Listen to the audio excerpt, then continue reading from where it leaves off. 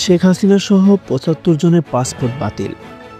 ক্ষমতাচ্যুত প্রধানমন্ত্রী শেখ হাসিনা সহ ৭৫ জনের পাসপোর্ট বাতিল করেছে অন্তর্বর্তী সরকার। রাজধানী ফরেন সার্ভিস একাডেমিতে এক সংবাদ সম্মেলনে প্রধান উপদেষ্টা প্রেস উইং এ তথ্য নিশ্চিত করে। ডেপুটি প্রেস সচিব আবুল কালাম আজাদ মজুমদার জানান, গুম ও হত্যাকাণ্ডে জড়িত থাকার অভিযোগে মোট ২২টি পাসপোর্ট এবং জুলাই-আগস্টের গণহত্যার ঘটনায় ৭৫ জনের পাসপোর্ট বাতিল করা হয়েছে। বাতিল হওয়া পাসপোর্টের তালিকায় আওয়ামী লীগের সভাপতি ও সাবেক প্রধানমন্ত্রী শেখ হাসিনার নামও রয়েছে। গত ৫ই আগস্ট তীব্র গণ আন্দোলনের মুখে প্রধানমন্ত্রী পদ থেকে পদত্যাগ করেন শেখ হাসিনা।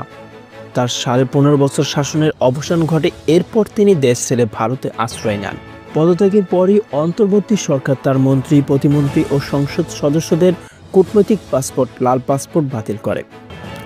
ক্ষমতাচ্যুত হওয়ার পর শেখ হাসিনার বিরুদ্ধে আন্তর্জাতিক অপরাধ ট্রাইব্যুনাল সহ দেশের বিভিন্ন আদালতে শতাধিক হত্যা মামলা দায়ের করা হয়।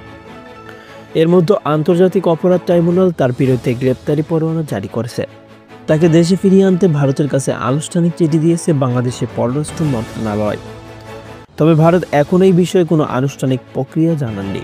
অন্তর্বর্তী সরকারের এই পদক্ষেপ গুম, হত্যা ও গণহত্যার অভিযোগে জড়িতদের বিচারের আওতায় আনতে দৃঢ় অঙ্গীকারে ইঙ্গিত বহন করে। সংবাদের এ পর্যন্তই। পরবর্তী নিউজ আপডেট পেতে আমাদের সাথেই থাকুন। ধন্যবাদ।